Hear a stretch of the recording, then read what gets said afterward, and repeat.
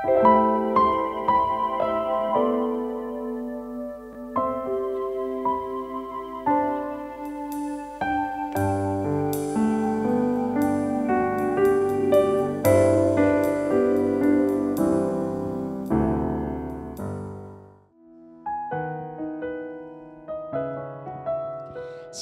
Bapak Ibu yang terkasih, selamat datang di Intimacy Worship. Mari Bapak Ibu kita persiapkan hati kita untuk kita datang beribadah dalam pujian dan penyembahan kita pagi hari ini. Mari kita satukan hati kita berdoa. Terima kasih Tuhan karena Engkau sudah menerima kami apa adanya Tuhan. Bahkan Engkau sudah membawa kami Tuhan dari kegelapan kepada terang-Mu yang ajaib. Terima kasih karena kasih-Mu, Engkau sudah menuntun kami Tuhan kepada kebenaran yang memerdekakan kami. Kami bukan orang yang terhilang dan hidup dalam kesia-siaan lagi. Tetapi sebaliknya kami hidup di dalam kasih Tuhan. Kasih yang sempurna yang menerima kami apa adanya. Kasih yang selalu membuat kami berharga di mata Tuhan. Mungkin sekalipun Tuhan dunia ini melihat kami dengan cara yang berbeda, mungkin menganggap kami tidak berharga, tetapi pagi hari ini kami mau mengingat kembali bahwa di mata-Mu Tuhan setiap kami sangat berharga Tuhan. Sebab itu pagi hari ini sebagai umat yang sudah Kau tebus dengan darah yang mahal, kami mau datang dengan hidup kami, dengan hati kami untuk menyatakan bahwa Engkau adalah Bapa yang baik, Bapa yang sangat baik yang mengasihi setiap kami. Terima kasih, kami mulai ibadah kami di dalam nama Tuhan Yesus. Haleluya, haleluya, amin.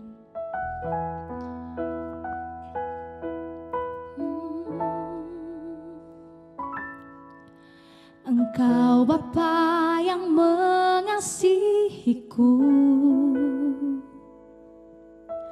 tak Kau pandang bentuk dan rupaku.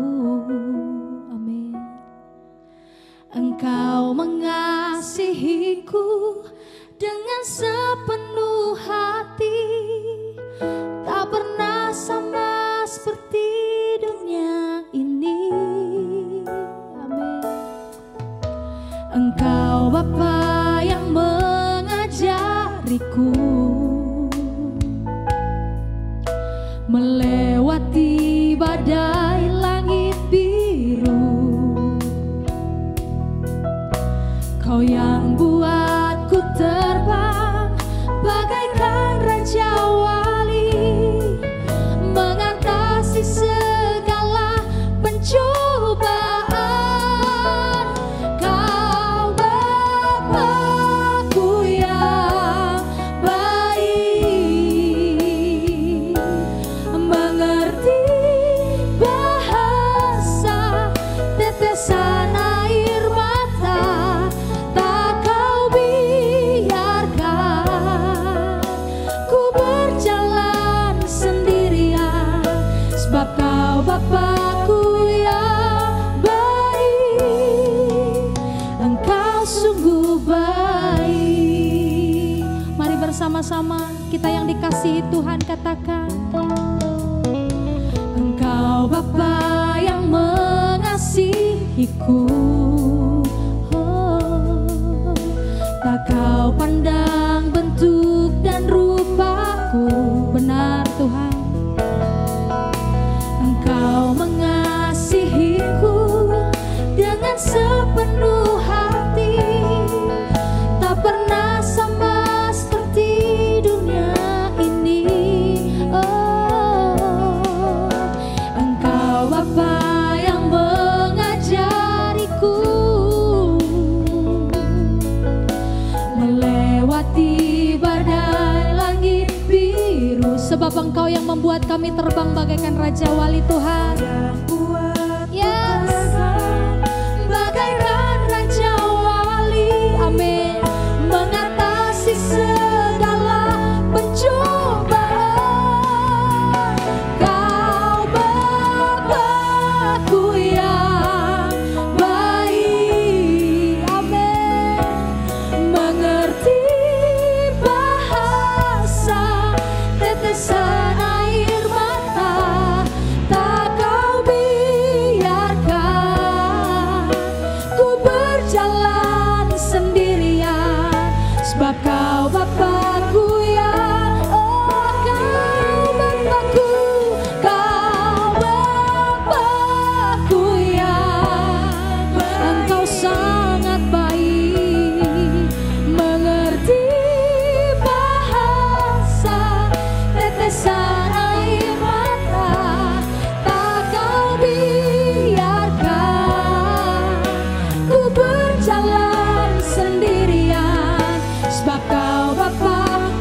lagi bersama-sama panggil dia Bapa. Kau Bapa, Bapakku yang baik, mengerti, kau selalu mengerti, bahkan setiap tetesan air mata kami kau mengerti. Tak kau biarkan ku berjalan sendirian, sebab kau Bapakku yang baik, engkau sungguh baik. Oh, terima kasih Bapa buat kebaikan-Mu, buat kemurahan-Mu Bapa. Kami bersyukur Bapa, Engkau sungguh baik. Kau selalu menerima setiap kami, mengerti setiap tetesan air mata kami Tuhan. Sebab Kau mengerti, sebab Kau peduli, sebab Engkau Tuhan membuat kami berharga di mata-Mu. Bapa kami yang sungguh baik, di dalam-Mu ada segala kebaikan, di dalam-Mu segala kemurahan berlimpah. Kami mau datang pada-Mu Tuhan, kami mau tinggal di dalam-Mu, sebab Kau Bapa yang baik. Oh, Shikyara Bayara Bayara Bayanamo, oh Yara Baya Shinyara Bayara Bayanamo, oh Yara Baya Shikyara Bala Bayanamo. Tak pernah Kau biarkan kami sendiri, bahkan setiap tetesan air mata kami Engkau mengerti Tuhan. Kami tidak perlu mencari-cari Tuhan tempat untuk bisa memahami kami Tuhan. Tetapi pagi hari ini ketika kami duduk diam dan tenang dalam hadirat-Mu, ketika kami menyembah-Mu Tuhan, ketika kami tidak bisa berkata-kata, ketika kami tidak sanggup untuk menyampaikan isi hati kami, hanya air mata yang bisa kami teteskan Tuhan, itu pun Kau mengerti Tuhan. Karena Kau Bapa yang sangat mengerti, Kau Bapa yang sangat setia, Kau Bapa yang sangat mulia.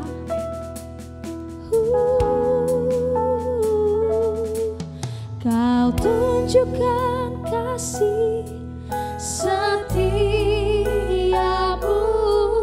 Kau menyediakan yang ku perlu. Kau setia, Kau mulia, dulu, sekarang, dan selamanya. Kau tunjukkan kasih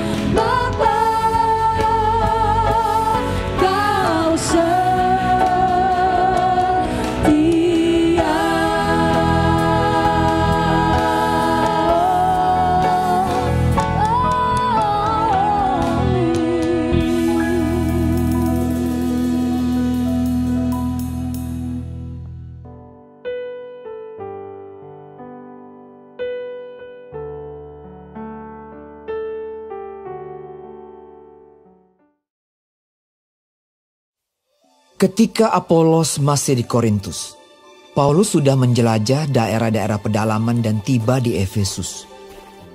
Di situ didapatinya beberapa orang murid. Katanya kepada mereka, "Sudahkah kamu menerima Roh Kudus ketika kamu menjadi percaya?"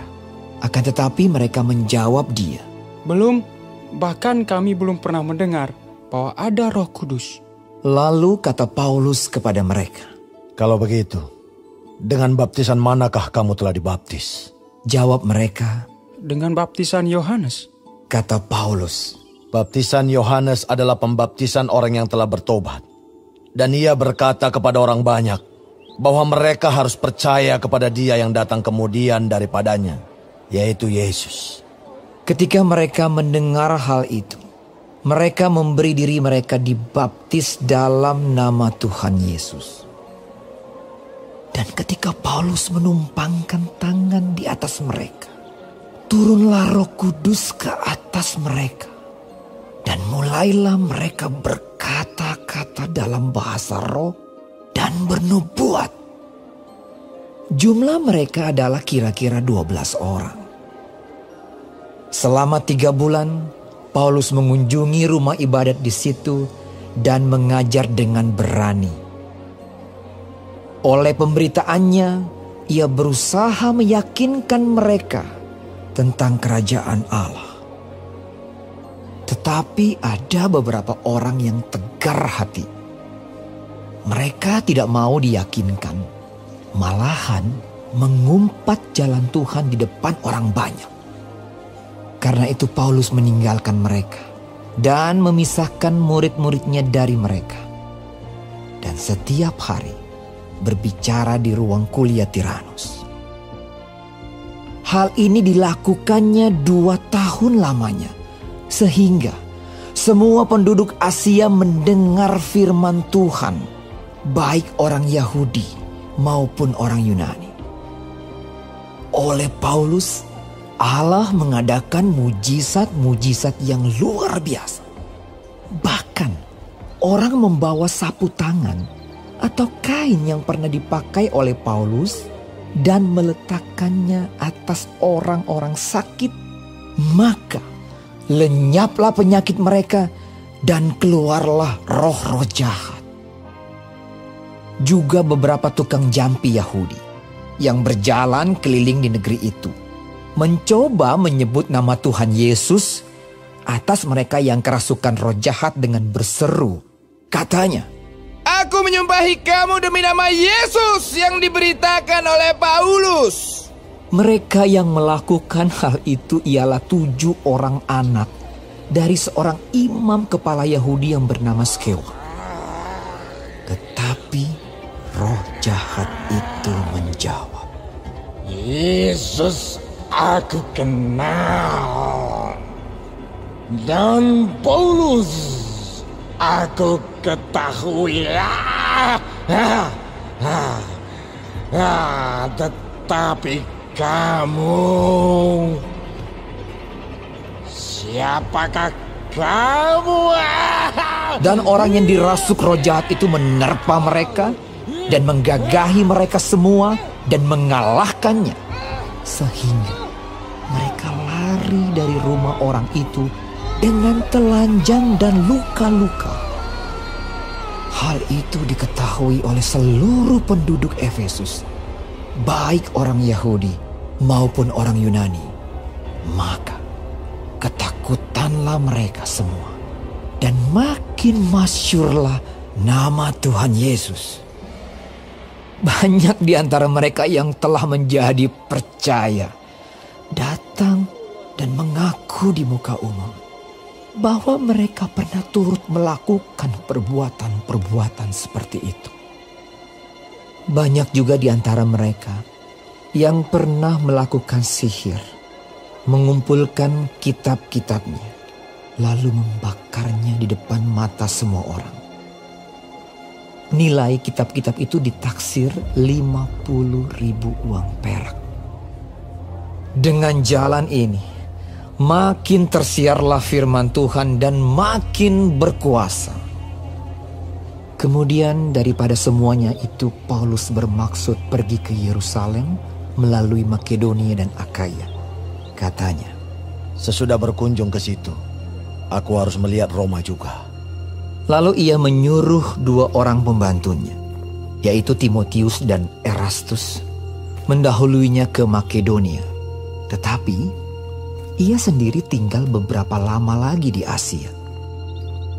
Kira-kira pada waktu itu timbul huru-hara besar mengenai jalan Tuhan.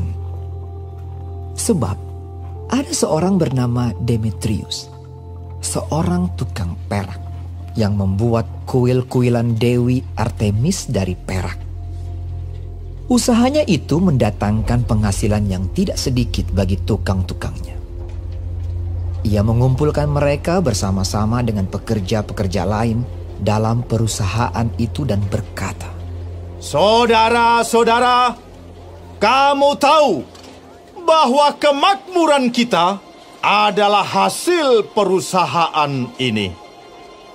Sekarang kamu sendiri melihat dan mendengar bagaimana Paulus bukan saja di Efesus, tetapi juga hampir di seluruh Asia telah membujuk dan menyesatkan banyak orang dengan mengatakan bahwa apa yang dibuat oleh tangan manusia bukanlah dewa. Dengan jalan demikian, bukan saja perusahaan kita berada dalam bahaya untuk dihina orang, tetapi juga kuil Artemis, dewi besar itu, berada dalam bahaya akan kehilangan artinya. Dan Artemis sendiri, Artemis yang disembah oleh seluruh Asia dan seluruh dunia yang beradab, akan kehilangan kebesarannya." Mendengar itu, meluaplah amarah mereka. Lalu mereka berteriak-teriak. Katanya, "Bersalah Artemis, dewi orang Efesus!" Seluruh kota menjadi kacau dan mereka ramai-ramai membanjiri gedung kesenian serta menyeret Gaius dan Aristarkus, keduanya orang Makedonia dan teman seperjalanan Paulus. Paulus mau pergi ke tengah-tengah rakyat itu, tetapi murid-muridnya tidak mengizinkannya. Bahkan beberapa pembesar yang berasal dari Asia yang bersahabat dengan Paulus mengirim peringatan kepadanya supaya ia jangan masuk ke gedung kesenian itu. Sementara itu orang yang berkumpul di dalam gedung itu berteriak-teriak. Yang seorang mengatakan ini dan yang lain mengatakan itu. Sebab kumpulan itu kacau balau dan kebanyakan dari mereka tidak tahu untuk apa mereka berkumpul. Lalu seorang bernama Alexander didorong ke depan oleh orang-orang Yahudi. Ia mendapat keterangan dari orang banyak tentang apa yang terjadi. Segera ia memberi isyarat dengan tangannya dan mau memberi penjelasan sebagai pembelaan di depan rakyat itu. Tetapi ketika mereka tahu bahwa ia adalah orang Yahudi, berteriaklah mereka bersama-sama kira-kira 2 jam lamanya. "Bersalah Artemis, dewi orang Efesus!" Akan tetapi panitera kota menenangkan orang banyak itu dan berkata, "Hai orang Efesus, siapakah di dunia ini yang tidak tahu bahwa kota Efesuslah yang memelihara baik kuil Dewi Artemis yang maha besar, maupun patungnya yang turun dari langit. Hal itu tidak dapat dibantah. Karena itu hendaklah kamu tenang dan janganlah terburu-buru bertindak. Sebab kamu telah membawa orang-orang ini ke sini, walaupun mereka tidak merampok kuil Dewi kita dan tidak menghujat namanya. Jadi, jika Demetrius dan tukang-tukangnya ada pengaduannya terhadap seseorang, bukankah ada sidang-sidang pengadilan dan ada gubernur? Jadi hendaklah kedua belah pihak mengajukan dakwaannya ke situ. Dan jika ada sesuatu yang lain yang kamu kehendaki, baiklah kehendakmu itu diselesaikan dalam sidang rakyat yang sah. Sebab kita berada dalam bahaya akan dituduh bahwa kita menimbulkan huru-hara pada hari ini. karena tidak ada alasan yang dapat kita kemukakan untuk membenarkan kumpulan yang kacau balau ini. Dan dengan kata-kata itu, ia membubarkan kumpulan rakyat itu.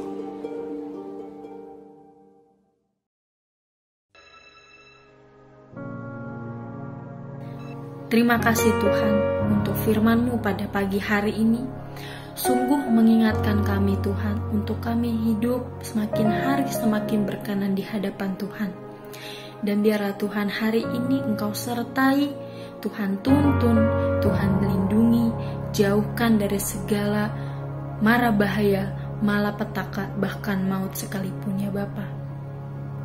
Bapa kami yang di surga, dikuduskanlah nama-Mu. Datanglah kerajaan-Mu, jadilah kehendak-Mu di bumi seperti di surga. Berikanlah kami pada hari ini makanan kami yang secukupnya, dan ampunilah kami akan kesalahan kami, seperti kami juga mengampuni orang yang bersalah kepada kami. Dan janganlah membawa kami ke dalam pencobaan, tetapi lepaskanlah kami daripada yang jahat. Karena Engkaulah yang mempunyai kerajaan, dan kuasa, dan kemuliaan, sampai selama-lamanya. Amin.